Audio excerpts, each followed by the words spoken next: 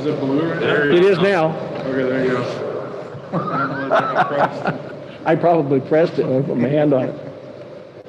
Do you know how much of those numbers are prison numbers? Do you know that? Did they give you that data?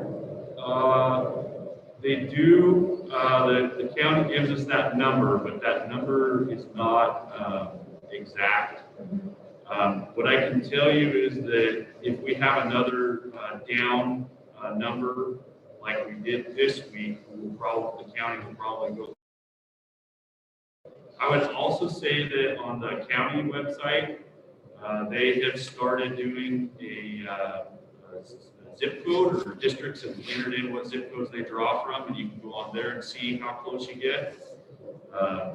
So in order to change from anything other than limited in person and still follow the Oregon Department of Education guideline, which also gives the district limited liability insurance, we need to be under 350. For the county. For the county. Now, what districts have looked at is also looking at the numbers in their zip code. And that's why you'll see some districts in Umatilla County are going beyond limited in person. Several districts have announced over the next couple of weeks that they're going to half day or full day. Most of those that I understand are still doing cohorting, so half the kids on Monday, half of them on Tuesday still. And we're talking about the smaller districts. And they're going off of their zip code numbers, and then whether those are over 350 or not. And I'll keep monitoring it. I've been monitoring that since October. And so I have that table set up, and I've shared it out with staff every 2 weeks. And so we'll keep monitoring that and go forward with that. And kind of adjust as we need to with the changes. So that's why what we're talking about this evening is moving to the limited in-person for all students. We've documented, we've got social emotional needs, we've got academic needs, so all of our students need an opportunity to be in school. We've also building on success with this plan is that we've started this in October. We took a couple weeks off. We had some high numbers in our area. But we restarted 2 weeks ago now, and we've had good success with that. We've learned some lessons from that. We have personal protective equipment for staff. And so we're able to move forward and increase the numbers that are in the classroom. The one thing about limited in person, I've had several very good conversations with parents and community folks. Limited in person is not required. So if a student wants to opt out, that's fine. That's not a required part of the day. The required part of the day will still continue in the morning, and that section in the morning will continue. The nice part about that is that if we have students that want to opt out, they're not out anything. It doesn't add more to our teachers.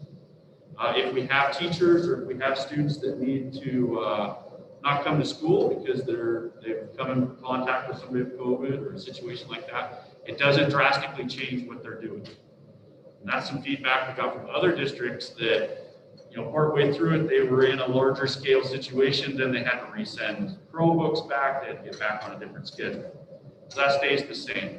Then we move Monday through Thursday. Half the students come on Monday, the other half on Tuesday.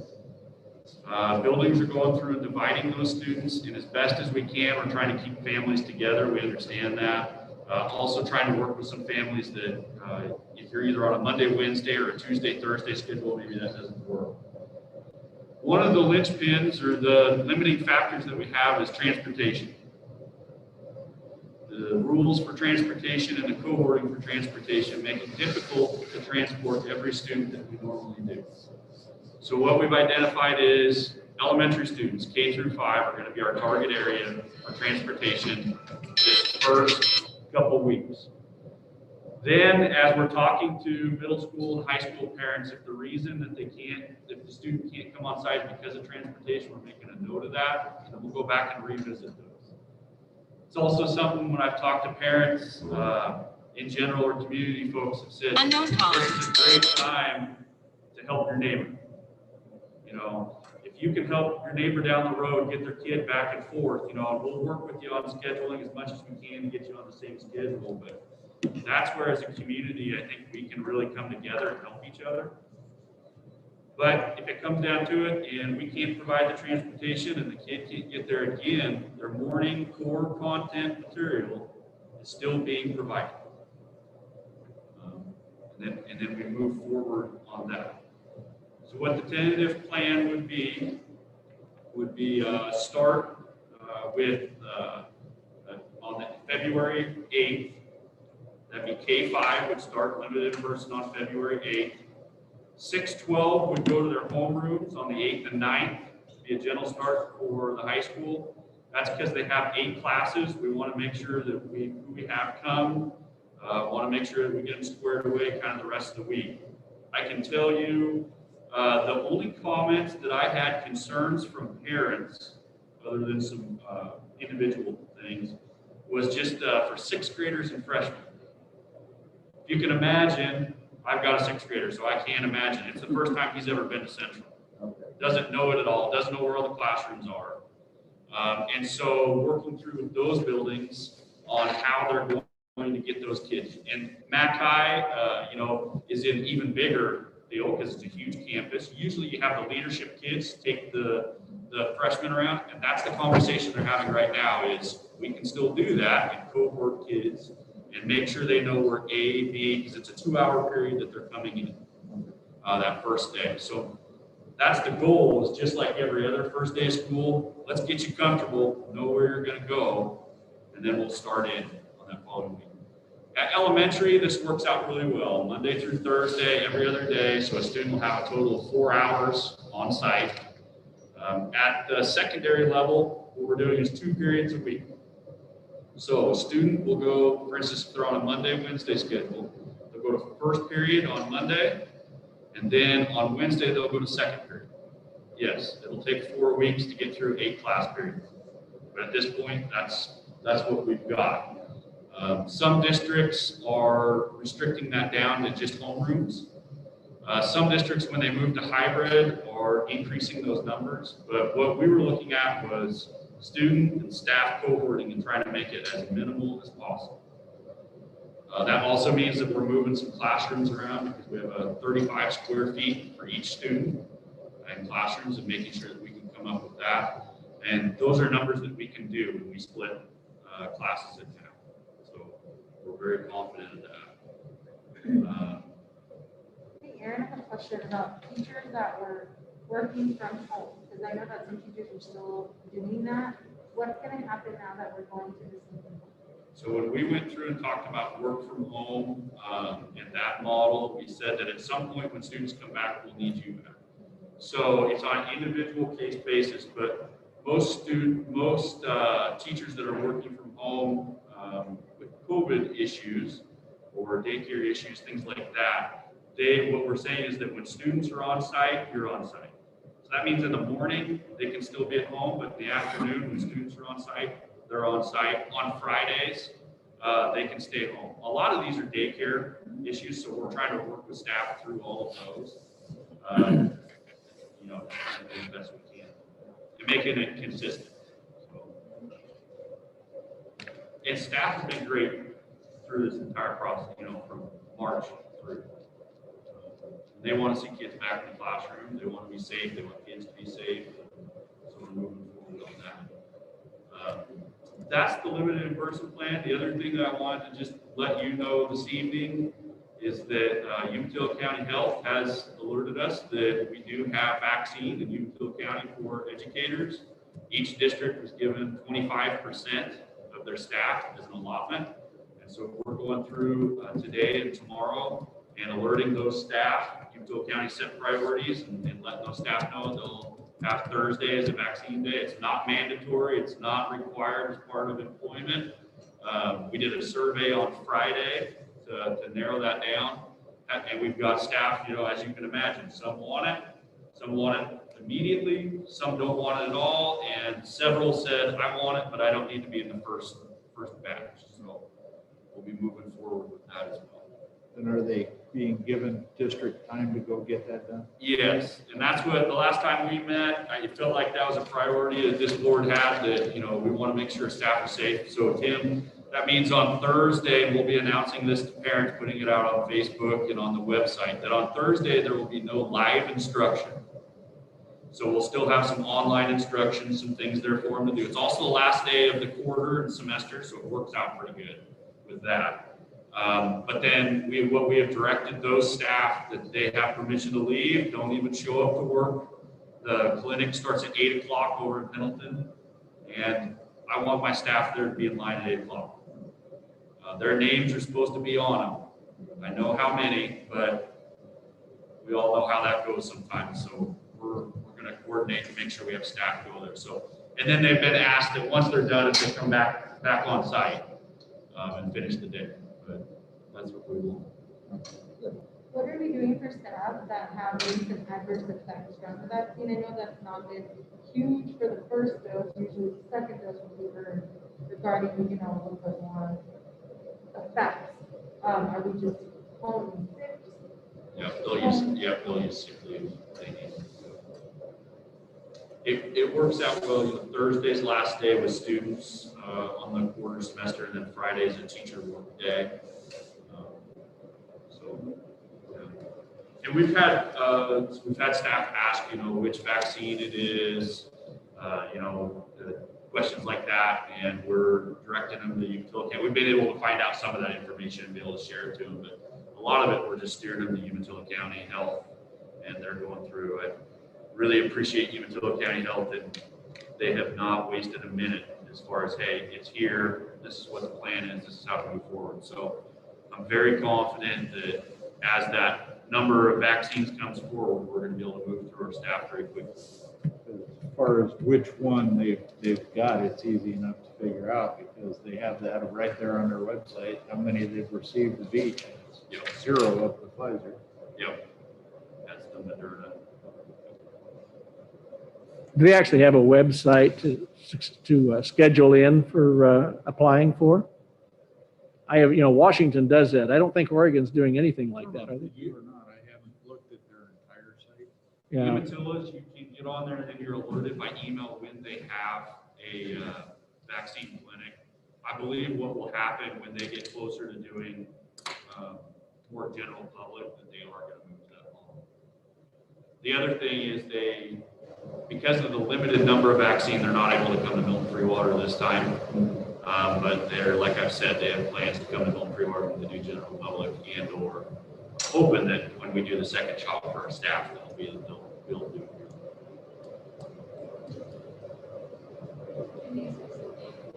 Second shot coming out probably Thursday again, and so they've got to be recover most of the work, so about 2 days for recovery. So that's what we do. And we're still, students are still wearing masks. We're sanitizing. You can see we've got a backpack sanitizer right over there. Whether we have some folks that can't get the vaccine, if you've had a flu shot in the last 2 weeks, you can't get it, or shingles shot or something like that. So, we've got some staff that want it, aren't going to be able to get it this time around. Just because our staff are getting the vaccine doesn't mean that we're slipping any of our safety protocols and things like that. Just out of curiosity, 25% of our staff, how many people? A couple. It's in between 50 and 100. So our staff has the protocol. They fill out the same survey we do to get in the building, basically. Are the students going to be doing a similar thing, or? They don't. ODE's got what they recommend is as students come in, we're doing visual screening. When they get on the bus, driver does a visual screening. We'll be sending home to parents, hey, this is when you do, and don't send your children to school. We've seen really good success with that with limited in-person that we've already been doing. We've had parents that have said, hey, well, I'm not sending them. Okay, that's fine. And also at the preschool, we've had that same success. There is also some conversation in the state. We'll see what the requirements are going to be, but there'll be some on-site testing available. And so if students want an on-site test or staff want an on-site test, we'll see that probably in the next month or two. In those situations, one of the things that I've asked during that is like, we're not testing anybody that the parents don't know. That's not going to happen, and it's voluntary. So, yeah, and then visual screens, Tim, and then if a student says, hey, I don't feel good or something like that, they'll be brought down. Each building has actually 2 sick rooms. So if you can imagine, my example, probably not a great one, but kid breaks his leg in PE, okay? You don't want that kid in the same sick room as the kid that might have COVID. So each of these buildings now has had to have a COVID sick room and a broken leg sick room. And then one of the things too that our district has that, to be frank, not a lot of other districts do, is we have a nurse, district nurse that can go and help do these things, trained to do it. That's what they do. So that's really a big, jump that we have ahead of some other districts. But each building has those in place. Each building has the head thermometers ready to go with that. So a lot of eyes on students, a lot of eyes on staff. So I'm full of questions tonight, but let's go back to the transportation thing. I know that you have rules of how many kids can be on the bus at once, the cohort that can be on the bus at once, who can sit, how far away they have to sit from each other. Is there gonna be like a bus aide or somebody on there to help the bus driver with this, or is this gonna be kind of like the bus driver making sure that the kids are wearing the kids? So we've gone back and forth with that. When we first started limited in person, we did have an aide on, and now we don't because it's one more person. And so I don't, and then what it also is one more person part of that cohort. So then staff can only be part of so many cohorts. So right now, no, but that's one of those things that could change quickly, if needed. But, when we talk about, they'll have assigned seats. And, you may have, I've seen some districts where they've gone through and taped across the seat, like, yours not going to go there. Maybe we'll have name tags on the seat and some things like that. It's, I know talking with Doug in transportation, we're minimizing those cohorts. Okay, the other deal is the bus may have to do 2 routes. They might do a quick route and come back and do another route. They'll get off the bus, all the kids will get off the bus, driver gets off the bus, and then they'll re-sanitize with one of the sanitizing guns. So in between those cohorts, trying to keep them separate.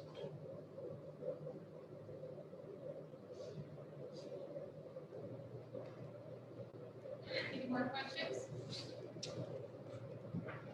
Got it covered. We are sure that this plan keeps us protected under the liability. At 100%, yeah. I talked to Jim Green, their OSBA, last week specifically, right when it came out. I said, this is what we were planning on. We all, everybody knew this is where we're rolling. I go, I feel like we're good because of this, this, and this. And he said, absolutely. Your county health has said you're good to go. Okay, you've had success. You need to be looking at numbers, in your district, kids.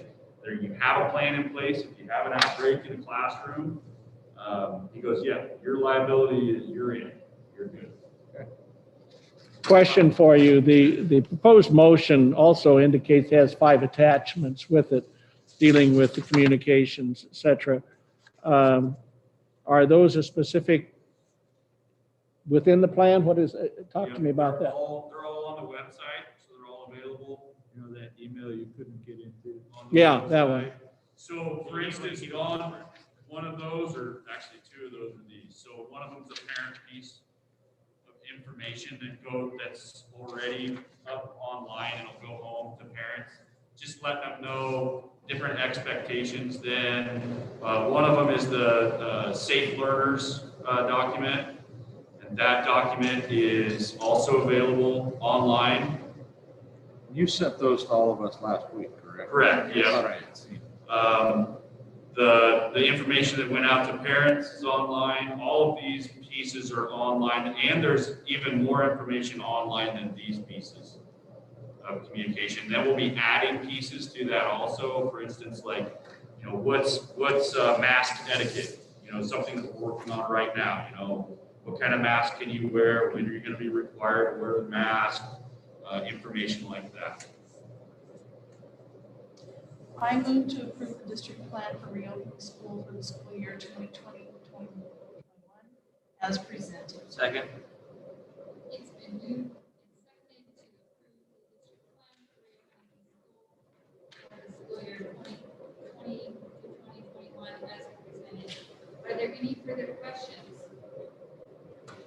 Hearing none, we'll call for the vote. All those in favor say aye. Aye.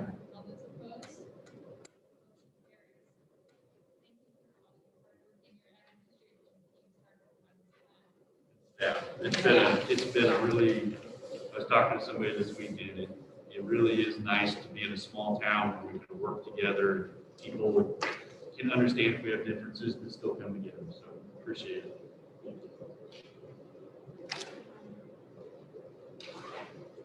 Are there any other discussion items or new businesses? So, Okay, we'll adjourn this meeting. Next meeting in 2 weeks, right? yeah.